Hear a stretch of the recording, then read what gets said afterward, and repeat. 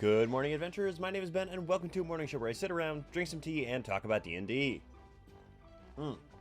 First up for T&D today, we have the Dead People Tea mug, one of the oldest ones on this show, one of my favorite mugs that I own. I love it a lot. I got it at C2E2 in 2020, where I met Taliesin and Laura, got to see Critical Role Live, etc., etc. There's a lot of reasons I really love it.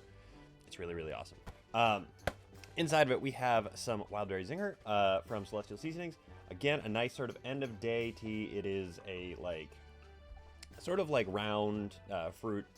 It's fruity, but it's round and deep, and it's really nice. And so I am glad to be having it.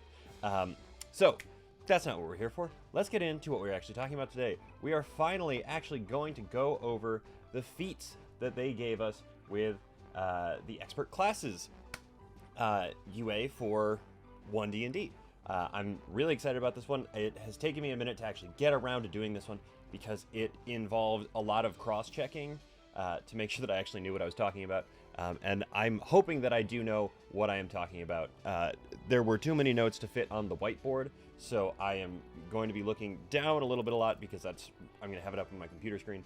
But I'm hoping that I will be able to actually rattle through these. And I'm going to try and do them pretty quick. I'm going to try and essentially go whether I think they made them better or made them worse, and sort of give a quick reason why, at the risk of sitting here and waxing poetic about it for a very long time. So let's go ahead and let's just dive straight into the list. That is the wrong tab to have open. First and foremost, the format with which they presented feats changed a little bit.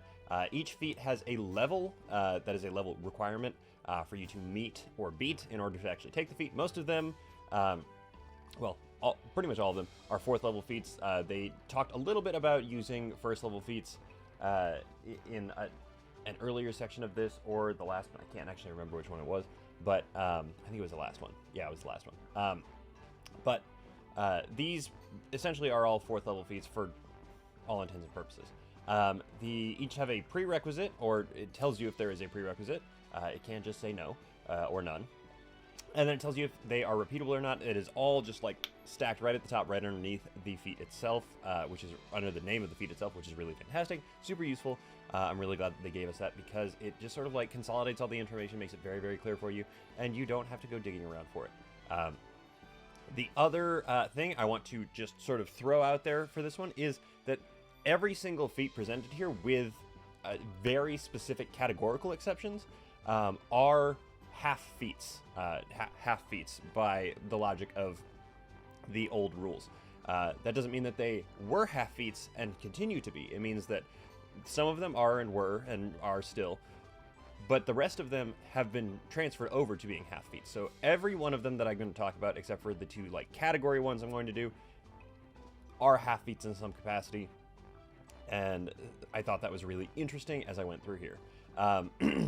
So we're just going to kind of rock through it, get rolling, and see what we get to. The first one that they present to us here is the ability score improvement feat, because they are making the feats an actual integrated part of the game instead of an optional rule. And so at the levels where you would have ASIs originally, you will have ability score improvements. The ASI feat functions exactly the same as an ability score improvement in 5th edition does. It's just listed as a feat so that it is part of that whole tree that you could be taking. Obviously, it is repeatable. This, I guess, is kind of a neutral move because most people are playing with that optional rule, but I guess if you are opposed to feats, this is a step back. If you're in favor of them majorly, this is a step forward because they're automatically building them into the game. Moving forward, we have the actor feat. This is a 4th level feat, charisma of 13 plus. You are skilled at mimicry and dramatics. You gain the following benefits. Increase to your charisma. When you're disguised as a person other than yourself, you have advantage on performance checks to convince others that you are that person. And mimicry, you can mimic the sounds of other creatures, including their speech, if you have listened to them for at least 1 minute. Anytime thereafter, you can make a DC 15 performance check in order to successfully perform it for up to 1 hour.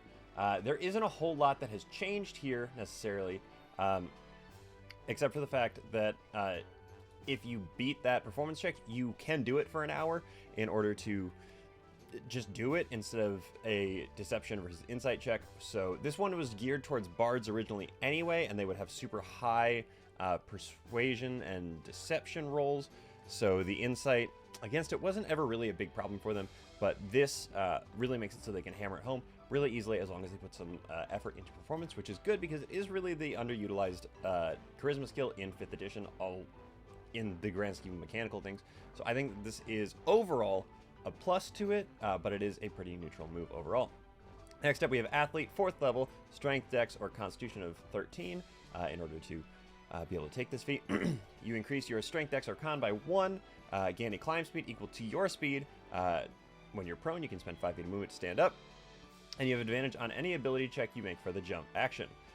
This, in my mind, is overall a again kind of a neutral move on this one, but I think in the context of the mechanics that it's going to be used in, this is a positive move, specifically because of the jumping bit. The rest of them are identical, more or less, and so the fact that you, in this case, they have engineered a jump action for you to be able to take, so getting yourself advantage on that is great, as opposed to where it was, you spend 5 feet instead of 10 feet to get extra distance on your jump. Moving right on down, we have the Charger, 4th level, proficiency with any martial weapon, not repeatable. Ability score, increase strength or dex by 1. Improve dash. When you take the dash action, your speed increases by 10 feet for that action. So if your speed is 30 feet, you take this dash action, your speed is 40 feet for that action alone. It doesn't increase your movement speed for that turn. It's just during that action's movement. Charge attack. If you move at least 10 feet in a straight line immediately before hitting with an attack as part of the attack action on your turn, you can either deal an extra d8 of damage to the target, or you can push it up to 10 feet, provided it is no more than one size larger than you. You can only use that once per turn, or once on each of your turns. Sorry, I guess it's linked to the attack action. But I believe that this is overall better, even though the other one technically added more damage to it, but the charging attack on this one allows you to be more versatile. It allows you to actually use one of the special attacks that they had, like a grapple, push, shove, whatever, as part of your attack action, which is really helpful. And your speed being boosted when you take the dash action is also very, very useful. Moving down, Crossbow Expert, proficiency with any martial weapon, not repeatable. Increase dex by 1. Ignore loading property of crossbows. Being within 5 feet of an enemy doesn't impose disadvantage on your attacks with crossbows. And dual wielding, when you make an extra attack of the light weapon property, you can add your ability modifier to the damage of the extra attack if that attack is with a crossbow that has the light property. I think this one is a step back, the first one that I think is a step back, just because of the weird sort of funkiness that they have with the dual wielding thing here. The wording of it feels clunkier to me than the wording of the other one. That's really it. It's not a big step back, but it is a step back in my mind. Defensive Duelist, 4th level feat, 13 dexterity. Ability score increase, dexterity up by 1. Parry, if you're holding a finesse weapon and another creature hits you with a melee attack, you can use your reaction to add your proficiency bonus to your armor class, potentially making it miss. Obviously, very, very good. But it's the same. That one is the same, except this new one is better technically because it is the half feat, so you get that dex bump that you didn't have before. All of these are going to have that as a benefit, so if they are identical except for that, the new one's going to be better. Dual Wielder, 4th level feat, proficiency with any martial weapon, not repeatable, increase your strength or dex by 1. Enhanced dual wielding. When you're holding a weapon with the light property in one hand, you can hold a non-light weapon in your other hand as if it has the light property, provided the weapon lacks the two-handed property. Quick draw, you can draw or stow 2 weapons that lack the two-handed property when you'd normally be able to only 1. I personally think that this one is worse. The old one, you get an AC bonus. You didn't have to have 1 light weapon. You could have 2 versatile weapons, 2 non-light weapons. And so I really liked playing characters that have 2 warhammers or 2 battle axes or something like that.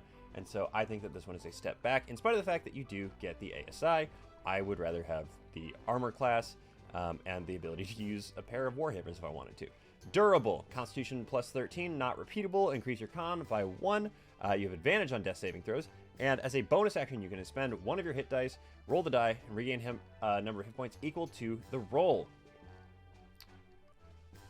I don't know what I have to say about this one. I think it's better. Everybody knows that I love hit dice. I wish they were more useful all the time. I think that this is a really, really good bump to it, especially because the old one really focused around using hit dice on long, short rests. And so I'm really a fan of the fact that this is the way that this is. Elemental Adept, 4th level, prerequisite, spellcasting or pack magic. Repeatable, yes. However, you have to choose a different damage type every time. Increase your ability score of Intelligence, Wisdom, or Charisma by 1 to a maximum of 20.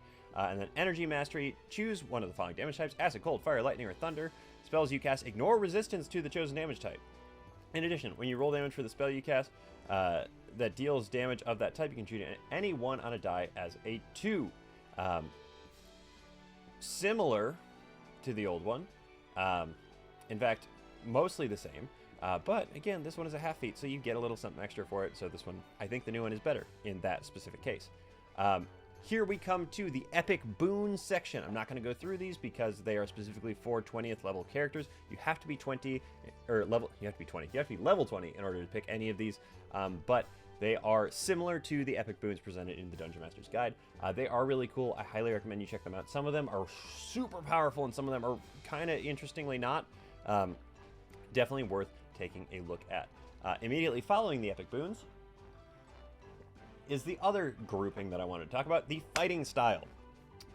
It seems that, even though we don't have like the warrior classes so far, you are going to be able to take any of the fighting styles, unless they present specific ones that are specifically for a different class.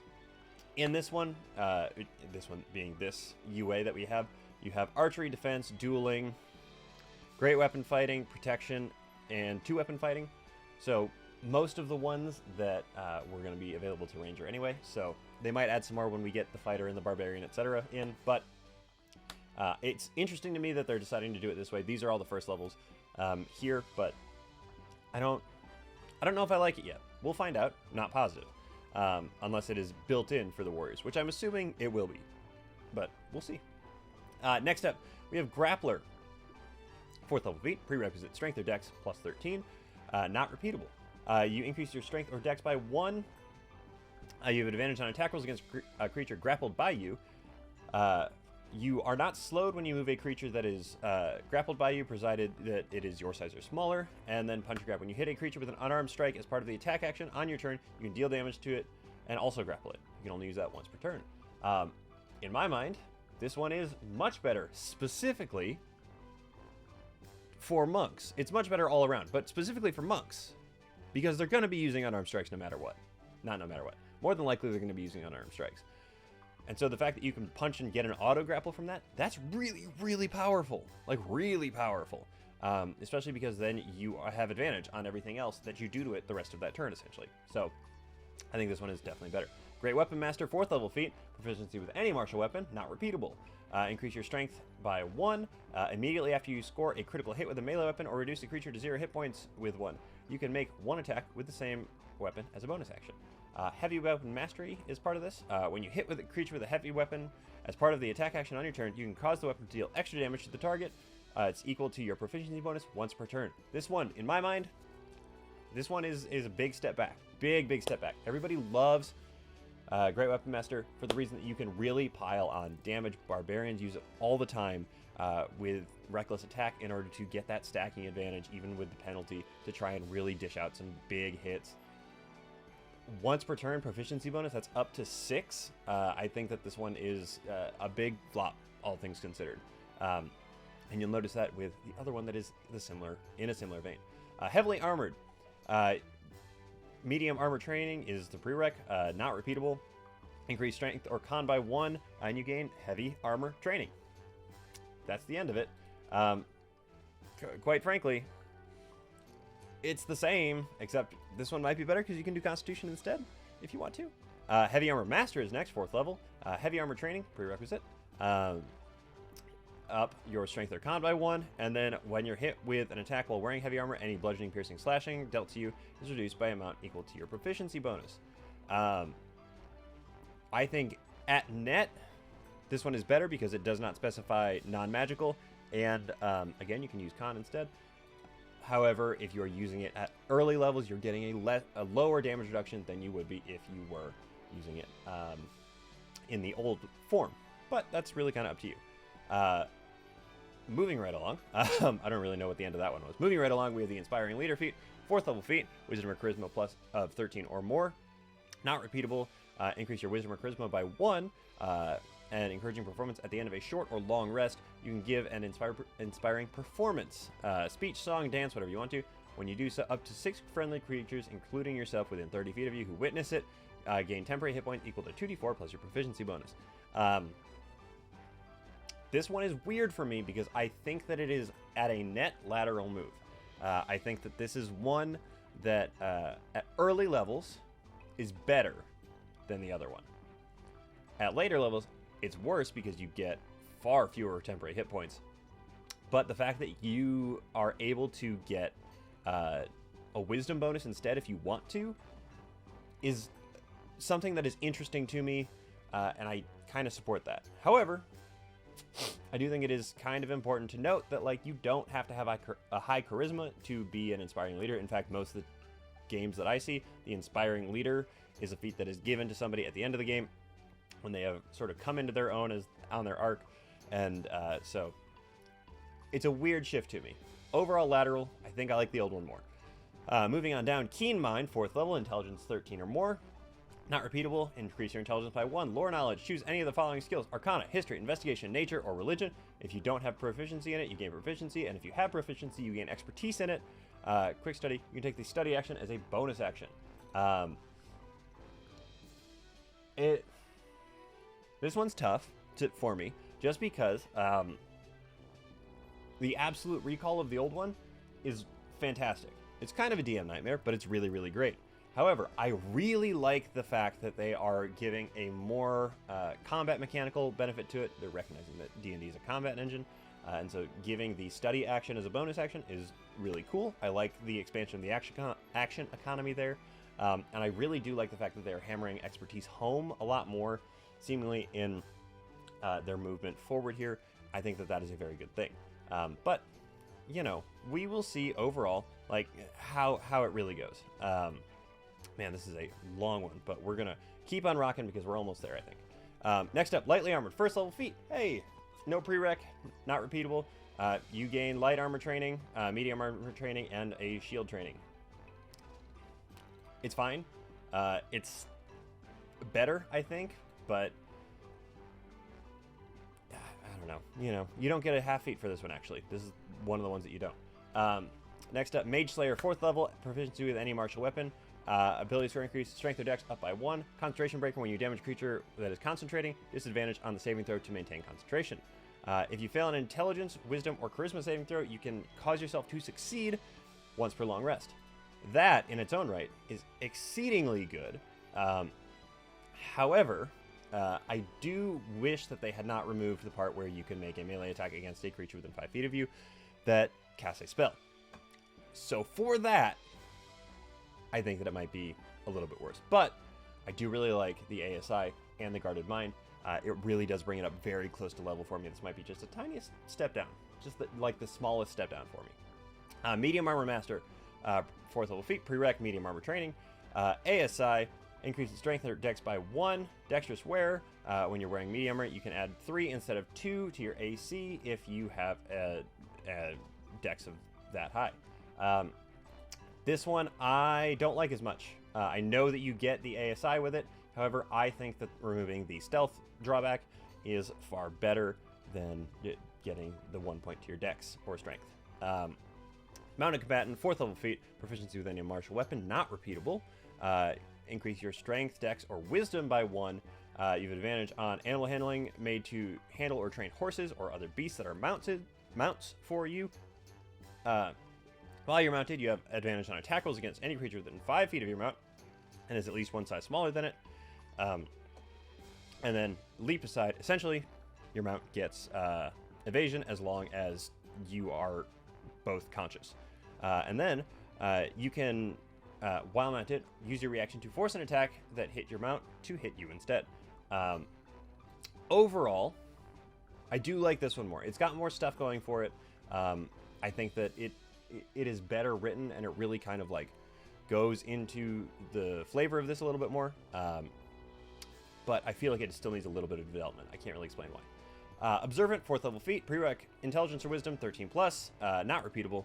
Increase your intelligence or wisdom by 1. Keen observer, choose one of the following skills: insight, investigation, perception. If you lack proficiency, you gain proficiency. If you have proficiency, you gain expertise. And you can take the search action as a bonus action. Again, I really do. I like the whole expertise thing, but I think I like the old one more. Not because of the passive bonus, but because of the reading the lips thing. While it is a pain to deal with as a DM, it is a really, really cool feature for a character to have, even though it is a wild skill to just appear with out of nowhere. So I do think that, like, it doesn't fit sometimes, but I like it more. And that's what it is. Polearm Master, 4th level, proficiency with any martial weapon, not repeatable. Increase your strength score by 1. Pole Strike, immediately after you make an attack action, an attack with a weapon that has a heavy and reach property, you can use a bonus action to make a melee attack with the back end of the weapon. Its damage die for that is D4, and it deals bludgeoning damage. When you're holding a weapon that uses the heavy and reach properties, you can use your reaction to make 1 melee attack against a creature that enters your reach when you have, or that you have with that weapon. Unfortunately, I have to say this one is less good because they broke the Sentinel Polearm Master combo that you could really like rattle off with this thing.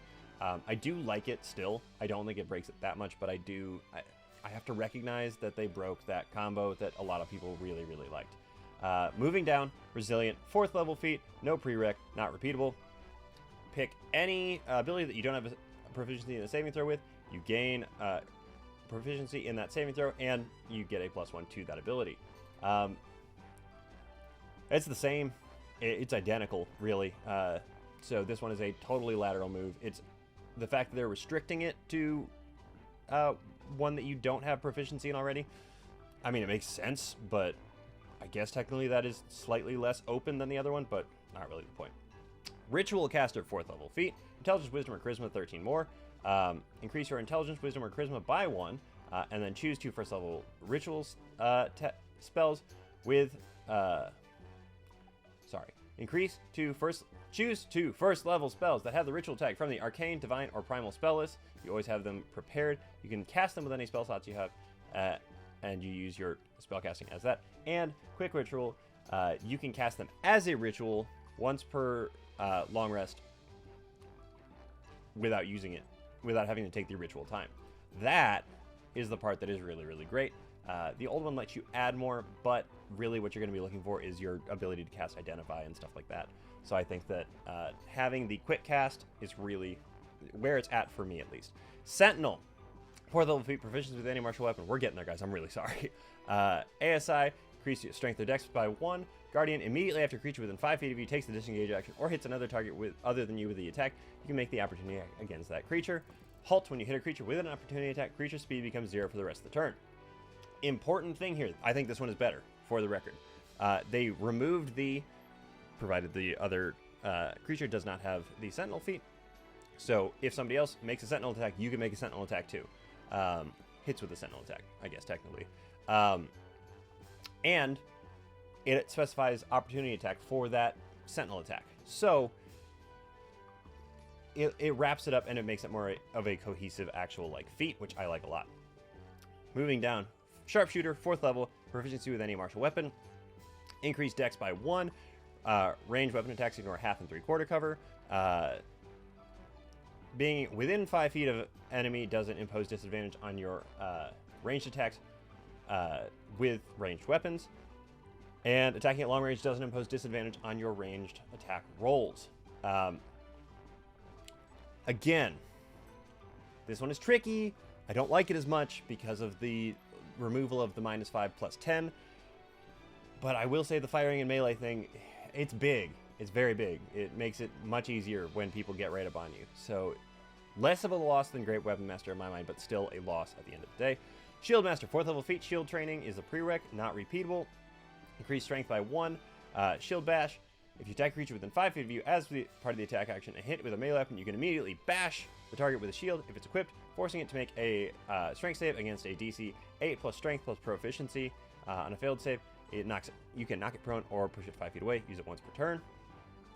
And then interposed shield. If you're subjected to an effect that would allow you to make a dex save, you get evasion. That's the whole thing, as long as you have a shield on you, which is fantastic. Flat out, that is fantastic. It is the same as it used to be, but it's still very good. I think it's one that people overlook a lot. I think I have to give it to the old one though, because of the saving throw thing. Just because of that. Skulker, 4th level feat, Dex 13, not repeatable. Increase your dex by 1. I've been talking so fast, so much. I'm so sorry. You get blind sight out to 10 feet. You have advantage on hide checks while you are in combat. And if you make an attack roll while hidden and you miss, it doesn't break the hidden condition on you.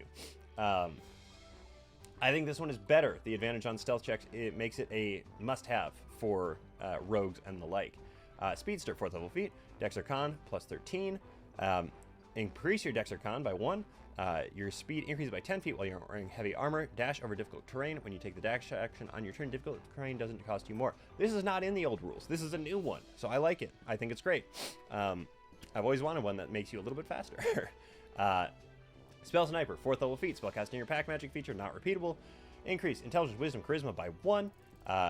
Attack rolls from spells ignore half and 3/4 cover. Oh, excuse me. Being within 5 feet of an enemy doesn't impose disadvantage on attack rolls with spells, and when you cast a spell with a range of at least 10 feet that requires you to make an attack roll, you can increase the spell's range by 60 feet. That is an interesting one to me. I think I like the old one more, just because you can double the range instead of 60 feet, but sometimes you'll need a little bit of extra oomph on it, but I do like the doubling of range more. Warcaster, 4th level feat. Spellcasting your pack magic. Increase Intelligence, Wisdom, Charisma by 1. Advantage on con saves to maintain concentration. There we go. Reactive, cast a spell as a reaction the same way it was before. And somatic components you can cast while you have stuff in your hands. This is really pretty much the exact same. So the new one is better because of the half feat. Weapon training, 4th level. No prereq, not repeatable. Strength or dex by 1.